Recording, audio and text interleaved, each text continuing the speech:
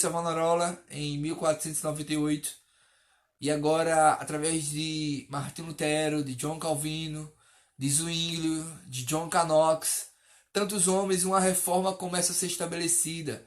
A igreja começa a ser reformada e o poder de Deus começa a desestruturar paradigmas, dogmas e arrancar estruturas da religião para trazer algo novo de Deus sobre as pessoas. Amém? E nesse contexto eu quero falar que alguns anos depois, cerca de 200 anos depois da reforma, Deus vai levantar alguns homens e vai trazer um período de grandes avivamentos sobre a história da igreja. Eu quero que você venha comigo nessa leitura. Eu quero falar sobre 3 jovens ardentes que Deus levanta para marcar a história da igreja, trazendo grande avivamento sobre a igreja.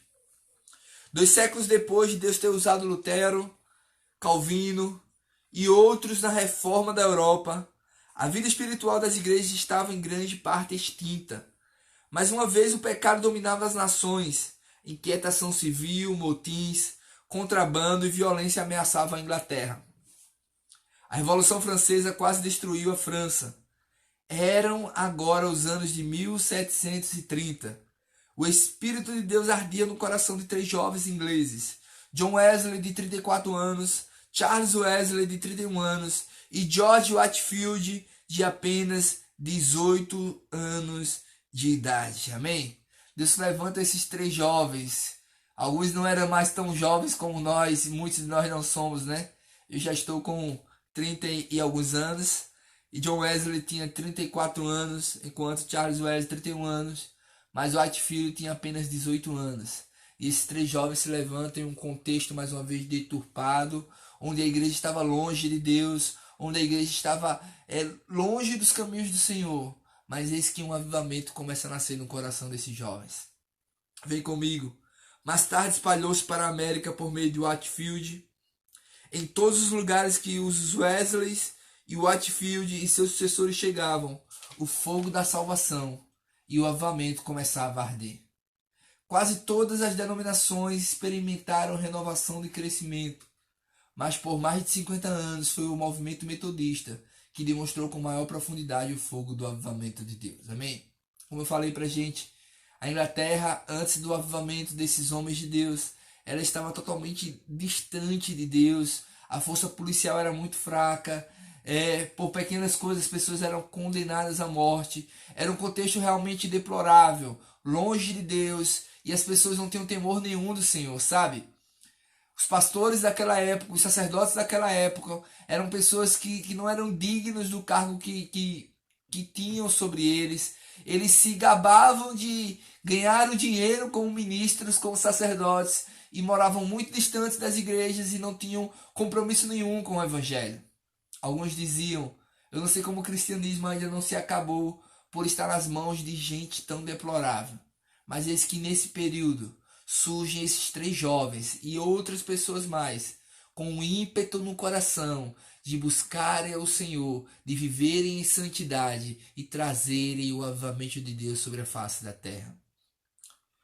Começou em 1730 o chamado Clube Santo. No início dessa década, os irmãos Wesley juntaram alguns colegas estudantes no quarto de John no Lincoln College, Universidade de Oxford, buscando sinceramente a santidade. A membresia passou a ser de 15 pessoas, nunca mais de 25. Depois que John deixou Oxford em 1735, o grupo se desintegrou. Inicialmente ele foi chamado de O Clube Santo. Esses jovens se reuniam para orar, para buscar a Deus, para se colocar diante de Deus e clamar por avivamento. Quando os Wesleys e Whitefield começaram a pregar a doutrina da salvação, foram desprezados e quase excluídos da igreja. Apesar de serem ministros ordenados pela igreja anglicana, essa agora era a sua mensagem e testemunho ardente. E eles proclamaram por toda a parte. Amém? Deus colocou no coração deles uma mensagem de salvação, de transformação, de vida de Deus. Eles começaram a pregar o evangelho por toda parte. E muitas pessoas começaram a ser alcançadas. Muitas pessoas começaram a ser tocadas pelo poder de Deus através da vida dele. Apesar da reforma espiritual de 2 séculos antes, A possibilidade imediata de salvação, ou de certeza de salvação, era desconhecida pelas igrejas. As igrejas estavam tão distantes de Deus que não tinham conhecimento dessa mensagem poderosa de salvação. Então vem comigo ao ponto principal da nossa leitura de hoje. Começa o avivamento. Amém? No dia de ano de 1739, John e Charles Wesley, George Whitefield e mais 4 membros do Clube Santo, com mais 60 pessoas de pensamento semelhante, promoveram uma festa de amor em Londres, em Fetter Lane. E diz o relato: cerca de 3 horas da manhã, quando continuávamos estando em oração, veio sobre nós o poder de Deus de maneira poderosa, a ponto de muitos gritarem, não se contendo de alegria, e outros caírem ao chão, vencidos pelo poder de Deus. Logo que nos recobramos um pouco daquele espanto e senso de admiração da presença de Sua Majestade, rompemos a uma só voz. Louvamos-te, ó Deus. Reconhecemos que só Tu és o Senhor. Esse acontecimento tem sido chamado de o Pentecostes Metodista. Aleluia. 5 noites depois desse dia, 8 desses metodistas oraram e conversaram entre eles, saindo de lá convictos de que Deus estava prestes a fazer coisas grandiosas. Em outra noite, dessa mesma semana, um grupo se reuniu e passou a noite inteira em oração. No fim da semana seguinte, em 14 de janeiro de 1739, Whitefield foi ordenado. Passou o dia antes da sua ordenação em jejum e oração, até o entardecer, levantando-se cedo no domingo pela manhã para orar. Na oração ele dizia: quando subi ao altar, não pude pensar em nada, senão em Samuel, menino diante do Senhor. Quando o bispo impôs as mãos sobre mim, meu coração foi derretido e ofereci-me espírito, alma e corpo a serviço do santuário de Deus. Com a ordem do bispo, li o Evangelho com poder. Uma obra maravilhosa está acontecendo na Inglaterra. Em 1739, Deus levanta John Wesley, Charles Wesley, George Whitefield para trazer uma mudança e uma revolução sobre a vida da igreja. E hoje, eu quero perguntar para você, quem Deus pode levantar? Quem Deus pode levantar para mudar o quadro que nós estamos vivendo? Quem Deus pode levantar para mudar a cultura de pecado, a cultura de passividade, a cultura de frieza e a cultura de permissividade? Quem Deus pode levantar para mudar esse evangeliquez de fama, de sucesso e que não traz mudança de vida e não traz impacto e não anda na contramão deste mundo e não traz impacto a essa sociedade? Quero dizer para você nessa noite que Deus está levantando você, que Deus está colocando os nossos corações e Deus está querendo incendiar os nossos corações para que nós possamos ser o John Wesley de hoje, o Whitefield de hoje, o Charles Wesley de hoje, para que nós sejamos usados para trazer fogo à vida da igreja. Uma igreja que muitas vezes está desprovida do fogo de Deus e da presença do Espírito Santo. Uma igreja que muitas vezes está abastada de conhecimento, de teologia, de evangeliquez, mas está desprovida da vida de Deus e do fogo santo do Espírito Santo. Vamos ver o que Deus fez através da vida desses jovens. Aleluia. Daquele dia em diante, Whitefield pregou com grande unção e poder. Contava apenas 22 anos de idade, mas sempre que falava, as multidões se ajuntavam para ouvi-lo. As suas salas estavam cheias de estudantes de Oxford. Ele escreveu: durmo muito pouco. Tivesse eu 1000 mãos, empregá-la-ia todas. Quisera ter 1000 línguas para louvá-lo. Ele ainda opera em mim mais e mais. Nos primeiros dias, Whitefield pregou com grande unção e poder. Nos primeiros dias, o grande avivamento foi Whitefield, mais do que John Wesley, quem ousou inovar e liderar. Quando Whitefield pregou na igreja de Bermondsey, em fevereiro de 1739, A multidão era tão grande que até o quintal ficou cheio. Deus conduziu Whitefield a ir para fora a fim de pregar. Em vestes clericais, Whitefield pregou seu primeiro sermão ao ar livre, a uma congregação de 200 pessoas, e começou um novo dia na história do Evangelho.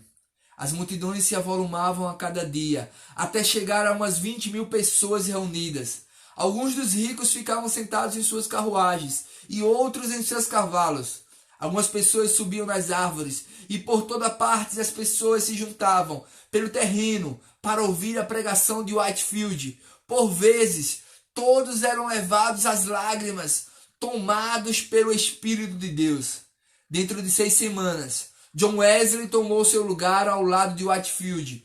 Começou também a pregar. Ele era membro da alta igreja anglicana. Wesley tinha de vencer muitos preconceitos.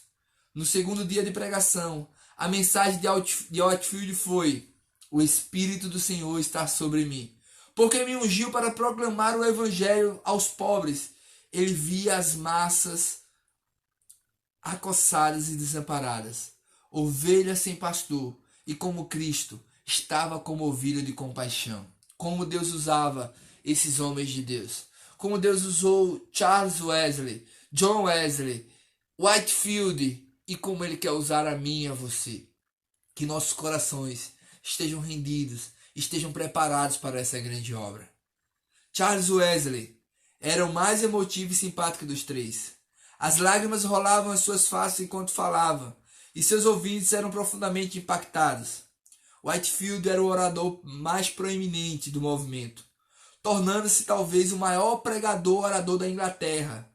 John Wesley não era um orador tão poderoso quanto Whitefield, mas era mais organizado, tinha uma personalidade mais dominadora e viveu 21 anos a mais de Whitefield. Tiveram diferenças doutrinárias, mas permaneceram amigos, chegados, até a morte de Whitefield. E para a gente concluir, nos primeiros capítulos veremos mais de perto os ministérios desses 3 jovens e o fogo do avivamento que ardeu e incendiou 2 nações por seu intermédio. Amém? Nós vamos ver como Deus usa George Whitefield, John Wesley, Charles Wesley. No próximo dia, amanhã, nós vamos ver de forma mais específica sobre a vida de Whitefield, como Deus usa ele de forma tremenda e soberana, e como Deus traz avivamentos sobre a Inglaterra, sobre a América e sobre tantos países através desses homens de Deus. Nós vamos ver que no período de cerca de 200 anos, Deus ele começa a trazer vários e vários avivamentos. Não somente usando esses homens de Deus, mas usando homens como Jonathan Edwards e tantos outros homens que virão mais à frente, como Charles Finney, como homens que Deus usou no movimento do país de Gales, através da vida de Evan Roberts, como Deus também fez no avivamento da Rua Azusa e tantos outros avivamentos que nós vamos citar aqui durante esses 40 dias. Eu quero dizer para você que é chegado o nosso tempo. É chegado o nosso tempo de clamar, de se colocar diante do Senhor. Não temos certeza se algo acontecerá. Não sabemos se Deus nos mandará avivamento. Mas uma coisa sabemos, que nós poderemos clamar, nós podemos colocar diante do Senhor e dizer: Deus, manda avivamento sobre a tua igreja. Manda avivamento sobre nossas vidas, sobre nossos jovens, sobre nossos velhos, sobre toda a igreja. Traz, Senhor, avivamento e despertamento espiritual.